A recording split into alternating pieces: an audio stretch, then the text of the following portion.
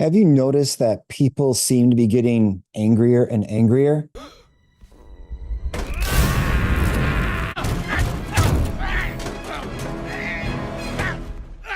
If you're among them and if you are feeling this pervasive sense of outrage, you're definitely not alone. It seems that we're all living in this scene from Network, where the character Howard Beale, played by Peter Finch, instructs his audience. I want you to get up right now and go to the window, open it, and stick your head out and yell, "I'm as mad as hell, and I'm not going to take this anymore!" People followed his instruction and began to scream out of their open windows, creating a chorus of cacophony that echoed throughout the city. And try saying chorus of cacophony fast 5 times. We don't need to open up our windows and yell out of them how mad we are anymore. We can just pick up our cell phones and go onto social media or go onto our computers and log into a website, go into the comments and express how angry we are.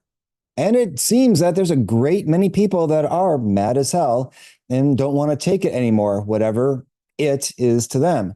A 2024 poll conducted by APM Research Labs found that twice as many Americans feel extremely angry, or 46%, versus extremely proud at 22%. In fact, more and more researchers, journalists, and social commentators are commenting on the extreme amount of anger that seems to be permeating society. Everywhere you go, everyone you talk to, and everywhere you look, somebody's mad about something. I'm mad as hell and I'm not gonna take it anymore! I'm mad as hell! I'm not going to take it anymore! I'm mad as hell and I'm not going to take it anymore! Every new day is a new chance to be outraged. Take, for instance, a situation that occurred with Kristen Bell and Dax Shepard at Boston's Logan Airport. Because of a delayed flight, they were stranded at the airport for 9 hours with their children, which would be as fun as you might imagine. Bell documented their tribulations on her Instagram page, showing how she and her family were camped out at the airport on the floor and trying to make a best what is really a terrible situation if you've ever been stranded or ever been stranded with kids, or maybe just even have kids. Ultimately, they were forced to leave the airport and return later when their flight was going to leave. Kristen Bell expressed that they couldn't find hotel accommodations anywhere around the airport, anywhere within the vicinity, even going far distances away from the airport, but were able to find refuge with friends of friends who were able to accommodate them overnight. All right, no big deal. Who cares, right? It's terrible to be stranded in an airport overnight, but at least they found some place to sleep. They went back to the airport, got on their flight, and left. Many of us have had this experience of having a flight delayed or canceled and having to park ourselves the best we can in a space that is only designed for people in transit. Airports aren't set up to hang out in for long periods of time, especially to sleep in. The banality of the story, however, did not stop some people from expressing anger and outrage over how it was portrayed online by Kristen Bell and Dax Shepard. Some people even questioned Bell's claim that they were not able to find hotel rooms in the airport's vicinity. After all, it's Boston. Bell and Shepard commented on her podcast later about how much anger and vitriol were aimed at her and her family. Quote, "It was like, you're not being kicked out. Of course there were hotels. I can't believe you spent $600 on pillows," she said. One of my favorite ones was more like, "No hotels up to your standards." Shepard interjected, "I was like, we're sleeping on the floor." Just the notion that the video is us on the floor. It kind of reminded me of the words of former professional football player Richard Sherman when he was directing comments at New England Patriots quarterback Tom Brady. "You mad, bro?" Yeah, you mad, bro? It's funnier every time I see it. I think Tom was mad. He doesn't look very happy. Look how mad Tom is. Or why so mad? Why are people getting so angry, so outraged over what Kristen Bell was posting on her Instagram page? I mean, I guess we could ask why Bell felt the need to share the situation so widely. I mean, why are you even posting this at all? I mean, to be fair, She maintains a certain social media presence and may feel the need to keep that content going. Like many of us, we just like to share what's going on in our lives with whoever is interested in it, and even those who aren't.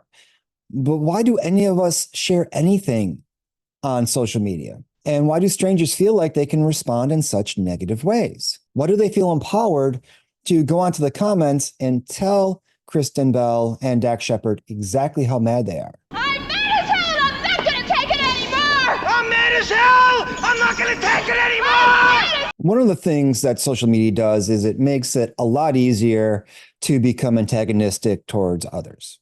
Part of this lies in the same reason why it's easier to honk your horn angrily at somebody who may have cut you off in traffic versus yelling and screaming at somebody who you think cut in front of you in line.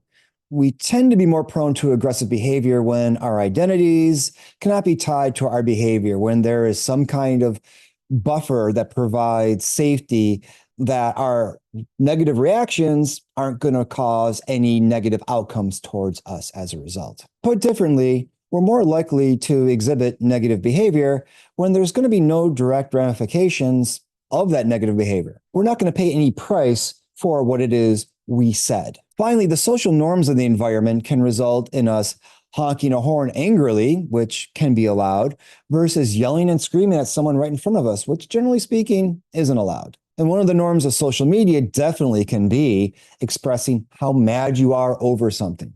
Just kind of comes with the territory. There is definitely a sense of de-individualization in social media.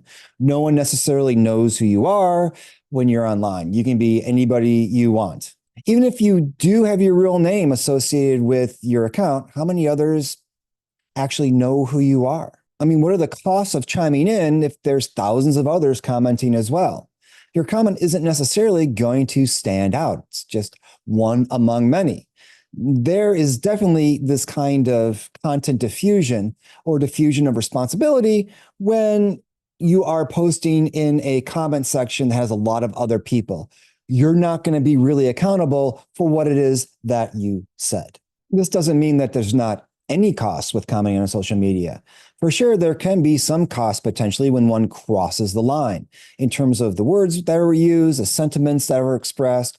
There was violence threatened. There are stories, after all, of people whose lives and careers have been affected, sometimes in very significant ways, from what they said on social media. Even if it's said with the anonymity of some random user ID, there is still the possibility of internet sleuths finding out who the offending party is. However, chances are pretty small or close to nil, especially when your comments don't rise above that level of snarky or angry in a general sort of way. If you're just generally a jerk, odds are it's not going to come back on you. You got to be really a big offensive jerk. And when we see other people getting really angry online, it might cause us to also get really angry online. That there is this cumulative effect of anger where it gets ramped up further and further and further. And you get this race to anger, or who can express the greatest outrage amongst everybody. We might even think about it as a kind of anger Olympics. Who's going to get the gold medal for being the angriest? Something similar was found in a 2020 study by researchers at the University of Michigan regarding political cynicism, anger, and online attacks. They, quote, found that people who were exposed to more political attacks on social media were more politically cynical, and that perceived exposure to these attacks was associated with more anger about the state of the U.S., which was subsequently related to greater levels of political cynicism. We live in what I've come to call a sympathetic nervous system society, where we are primed to react and respond in ways that are fueled and run by our amygdala. It's a lot of fun to say amygdala. I definitely recommend you say it as often as possible. The sympathetic nervous system is what drives our fight or flight response. Are you going to attack or are you going to retreat?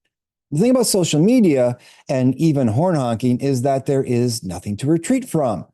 If I'm safely ensconced in my car or behind my screen holding my phone, what do I have to worry about in terms of what's going to happen? There is no need to retreat, only attack.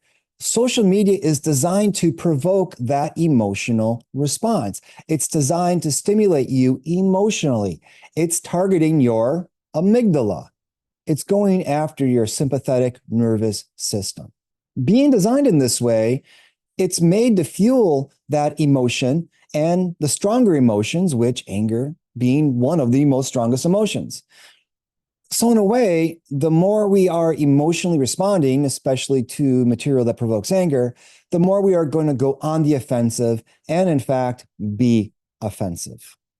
It's easy to attack when there's no repercussions and when you have a technology that fuels anger and negative reaction, you're setting up a situation in which anger is going to be a prevalent response. The amygdala is really an interesting piece of our brain. Some people in the conspiracy realm will talk about lizard people controlling the world, controlling the government, controlling industry. You got to watch out for those lizard people because they're all around you. The reality, though, is that the amygdala is part of our reptilian brain. The lizard people are, in fact, us. Dr. Paul MacLean in the 1960s developed this concept of the triune brain. The triune brain is composed of three different elements: the basal ganglia in charge of our primal instincts, the limbic system in charge of our emotions, and the neocortex in charge of objective and rational thoughts. The reptilian brain is in charge of your primal instincts, what fuels our drive to survive, the most basic of instincts. We do what it takes to live. That part of our brain can be activated by our limbic system, or the paleomammalian brain. The neocortex or the neomammalian brain is what makes us act rationally. If you've been around people online, you know that the neocortex takes a bit of a break when social media app is on one's phone. There's not a lot of rational thought going on online, especially in certain corners of the internet, which, if I was going to recommend anything, stay away from. In fact, people who take a break from social media have said how their lives become better as a result, that they become happier, they're less angry, they're less fueled by negative emotion. It's as if they're able to relax and reduce their state from that sympathetic nervous system to more of a parasympathetic nervous system. For me, my social media primarily is curated down to puppies, baby goats in pajamas, capybaras, and other types of cuteness. If you look at my Instagram feed, you're going to see a lot of cute animals. Recently, there's been a lot of baby skunks. So when I open up my social media, I generally speaking, really don't get angry. But at the same time, the impacts of social media go beyond just our time spent on social media. The effects of social media and how it can stimulate our negative emotion can pervade our minds and our lives, making us react more emotionally to things that don't require that kind of emotional investment, such as Kristen Bell and her family being stuck at an airport. As Dax Shepard wondered, I was really confused when I saw these really angry comments on my post. I can't figure out what makes somebody mad about that story. It's a fair question. And part of the reason they're doing so is that we are living in an outraged society. People are eager to react. Emotional reaction without reasoned action gets us nowhere other than posting stuff online or yelling at clouds. So what does all this mean?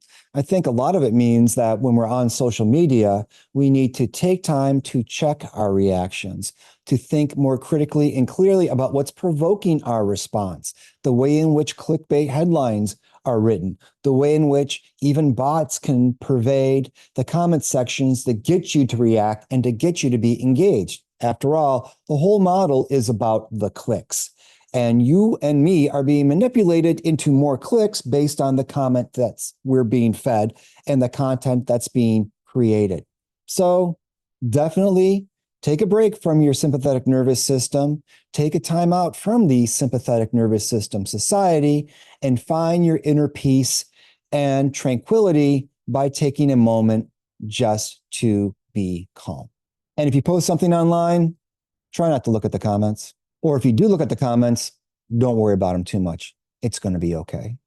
Thanks for listening to this video. Make sure that you hit the subscribe button. Leave your positive comments down below. Let me know what you'd like to hear more of, what you'd like me to cover in the future. and I'll be happy to do so.